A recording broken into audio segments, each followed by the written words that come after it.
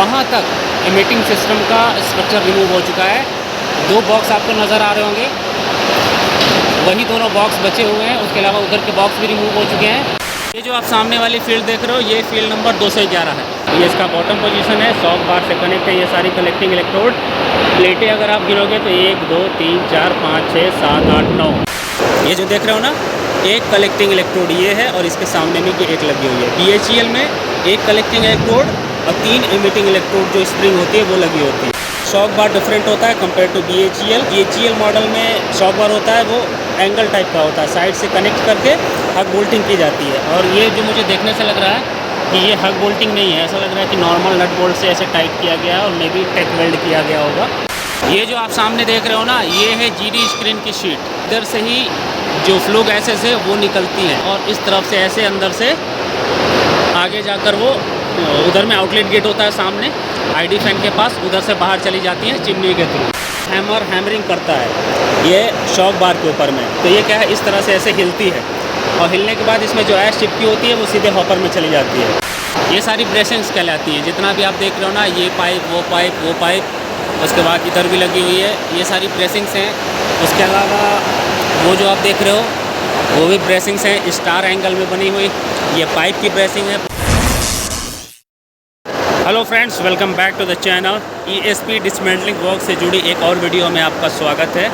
इस वक्त मैं ESP फील्ड के अंदर में हूँ। ये जो आप देख रहे हो सामने, ये है हॉपर और ये फील्ड नंबर 221 है, जिसमें पिछले एक हफ्ते से काम हो रहा है, डे नाइट दोनों शिफ्ट में, राउंड दी क्लॉक जिससे हम बोलते हैं, 24 घंटे काम हो रहा है। तभी जाके ये 6 दिन में पूरा का पूरा फील्ड खाली हुआ है। अदरवाइज़ अगर हम सिर्फ डे शिफ्ट में काम करेंगे तो 12 से 15 दिन लग जाता है पूरा एक कंप्लीट फील्ड को डिसमेंटल करने में। पिछली वीडियो में आपने देखा था हॉपर में बहुत सारा स्क्रैप गिरा हुआ था, जिसे अब रिमूव कर दिया गया है। वीडियो में आप देख सकते हो पूरा हॉपर खाली है और किस तरह से हॉपर दिखाई देता है, देखो मौत के कुएं के जैसा ही दिखाई देता है। अब ये वाला जो आप देख रहे हो ब्रैकेट, जिसके ऊपर में CRM असेंबल किया हुआ था, ये ब्रैकेट बचा हुआ है।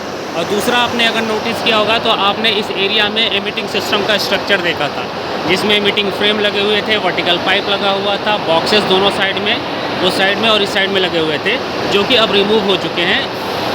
70-80% बोल सकते हैं। ऐसा इसलिए बोल रहा हूँ कि अगर आप ऊपर की साइड में देखोगे तो आप ऊपर की साइड में देखो, वहाँ तक एमिटिंग सिस्टम का स्ट्रक्चर रिमूव हो चुका है। 2 बॉक्स आपको नज़र आ रहे होंगे, वही दोनों बॉक्स बचे हुए हैं। उसके अलावा उधर के बॉक्स भी रिमूव हो चुके हैं।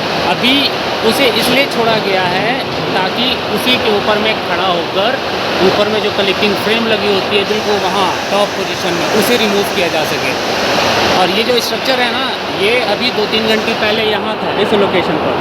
ऐसा नहीं कि वहीं से वो सारा का सारा कट कर दिया गया है, वो नीचे आया था चैन ब्लॉक के थ्रू इस पोजीशन पर। यहाँ पर जितना कट हो सकता था उसे कट किया गया है और थोड़ा छोड़ दिया गया है और उसे ऊपर लिफ्ट किया गया है, दोबारा उसी पोजीशन पर पहुंचाया गया है जहां इसकी एक्चुअल पोजीशन होनी चाहिए। अब उसी के ऊपर में खड़े होकर उसका सपोर्ट लेकर पूरा का पूरा कलेक्टिंग फ्रेम रिमूव करेंगे। वो जो आप देख रहे हो उसके पास में जब वो कलेक्टिंग फ्रेम रिमूव हो जाएगी, उसके बाद इसको वापस से फिर चैन ब्लॉक के थ्रू डाउन करेंगे, स्लोली यहाँ तक लाएंगे इस पोजीशन पर। उसके बाद 1 बाय 1 करके जितना भी ये पूरा स्ट्रक्चर लगा हुआ है एमिटिंग सिस्टम का, वो सब रिमूव कर देंगे। वो सबसे काम एंड में होगा।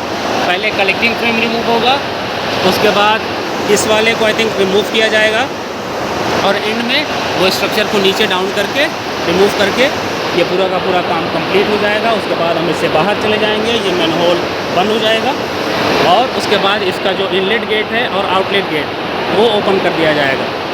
तरीका ये है, सबसे पहले आउटलेट गेट ओपन होगा ID फैन के पास में जो लगा होता है, उसके बाद इसका इनलेट गेट ओपन होगा, फिर ये प्रॉपर ESP काम करने लगेगी, स्पेशली ये जो पास जिसको बाईपास किया गया है।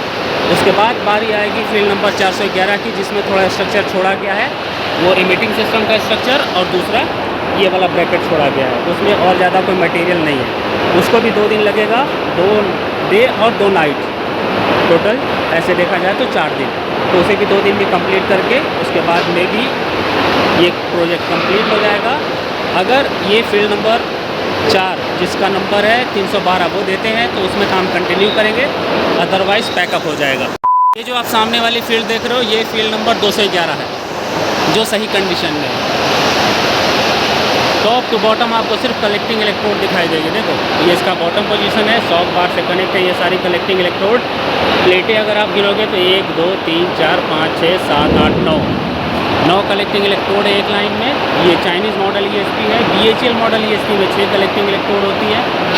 लेंथ उसकी ज़्यादा होती है 15 साढ़े 15 मीटर के आसपास, और इसकी अप्रॉक्स 13.5 या 14 मीटर के आसपास है। और टॉप टू बॉटम सिर्फ कलेक्टिंग इलेक्ट्रोड होती है। और यहाँ पे फंडा थोड़ा अलग है। BHEL में एक कलेक्टिंग इलेक्ट्रोड के साथ 3 एमिटिंग इलेक्ट्रोड लगी होती है उसके जस्ट सामने में, और यहाँ पे एक कलेक्टिंग इलेक्ट्रोड के साथ एक इनका ये जो एमिटिंग इलेक्ट्रोड बोल सकते हो इसको, ये एक प्लेट के सामने में एक लगी होती है। ये देख लो आप, ये जो देख रहे हो ना, एक कलेक्टिंग इलेक्ट्रोड ये है और इसके सामने में ये एक लगी हुई है। BHEL में एक कलेक्टिंग इलेक्ट्रोड और 3 एमिटिंग इलेक्ट्रोड जो स्प्रिंग होती है वो लगी होती है। उसकी नंबर ऑफ़ क्वांटिटी ज़्यादा होती है, इसकी कम है। अगर मैं ऐसे कैलकुलेट कर दूँ तो ये टोटल 216 लगी हुई है एक फील्ड में। अब 216 × 4, क्योंकि ये 4 फ्लोर पे लगी हुई है 4 लेयर में, तो इसको 4 से मल्टीप्लाई कर दो। 216 × 4 जितना आएगा उतना ये लगा हुआ है।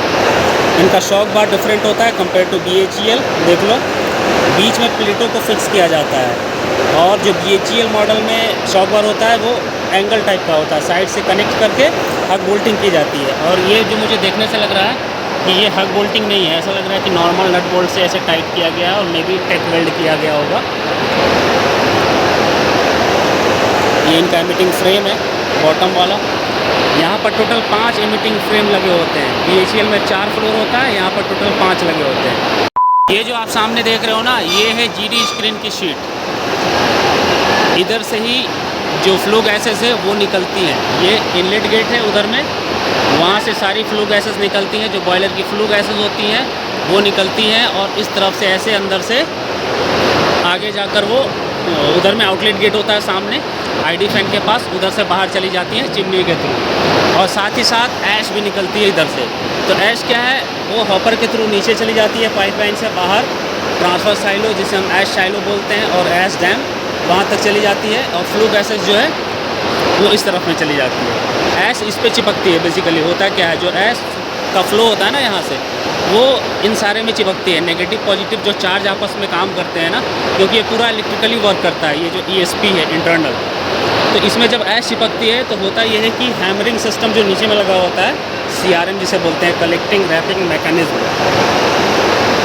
तो वो कलेक्टिंग रैपिंग मैकेनिज्म लगा हुआ हैमर हैमरिंग करता है ये शॉक बार के ऊपर में। तो ये क्या है, इस तरह से ऐसे हिलती है, और हिलने के बाद इसमें जो ऐश चिपकी होती है वो सीधे हॉपर में चली जाती है। दूसरा ERM में जो हैमर लगा होता है 2 फ्लोर पे, वो हैमरिंग करता है इसके ऊपर में, एमिटिंग के फ्रेम के ऊपर में। तो इसमें भी अगर कोई ऐश चिपकी हो थोड़ा बहुत फ्रेम के ऊपर में, इसके ऊपर में, तो वो भी नीचे गिर जाती है। तो ऐश का काम बस यहीं तक होता है कि वो अंदर आती है और अलग अलग हॉपर में जहाँ तक कलेक्ट हो सकती है। सबसे ज़्यादा इस वाले में ऐश आती है क्योंकि ये फर्स्ट फील्ड होती है। फिर इसमें कुछ आएगी, कुछ इसमें आएगी। जितना उसका फ्लो जाएगा, जहाँ तक जाएगी वो हॉपर में गिरेगी, और हॉपर से वो पाइपलाइन के थ्रू बाहर चली जाएगी, और जो इसका फ्लो गैस है वो बाहर चला जाएगा ID फैन से निकलकर चिमनी के थ्रू बाहर। सो गाइस, ये थी एक इन्फॉर्मेशन। फाइनली ये फील्ड कंप्लीट होने वाली है। सो इस वीडियो को यहीं पर एंड कर देता हूँ।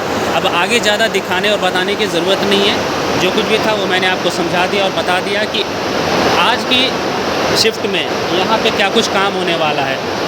ये रिमूव करेंगे, ऊपर का स्ट्रक्चर रिमूव करेंगे, और वो कलेक्टिंग फ्रेम रिमूव करेंगे। ये 3 मटेरियल को रिमूव करना है, उसके बाद काम ख़त्म, ये फील्ड बंद हो जाएगी। सो इस वीडियो को यहीं पर एंड कर देता हूँ। आई होप ये वीडियो आपको पसंद आई होगी। वीडियो अच्छी लगी हो तो लाइक और शेयर कर देना। चैनल पर पहली बार आए हो तो सब्सक्राइब कर लेना, ताकि इस तरह की और भी इन्फॉर्मेटिव वीडियो आपको आसानी से मिलती रहे। ये सारी ब्रेसिंग्स कहलाती हैं, जितना भी आप देख रहे हो ना, ये पाइप वो पाइप वो पाइप, उसके बाद इधर भी लगी हुई है, ये सारी ब्रेसिंग्स हैं। उसके अलावा वो जो आप देख रहे हो वो भी ब्रेसिंग्स हैं, स्टार एंगल में बनी हुई। ये पाइप की ब्रेसिंग है। ब्रेसिंग किसी भी चीज़ की बन सकती है, एंगल की भी और पाइप की भी। डिपेंड करता है कि बनाने वाले ने किस तरह से डिज़ाइन किया है पूरे ESP का। देख रहे हो ना, वो सारी ब्रेसिंग्स कहलाती हैं। और कॉलम ESP के आप देख चुके हो वो सामने उधर में। सो वीडियो को देखने के लिए थैंक यू सो मच।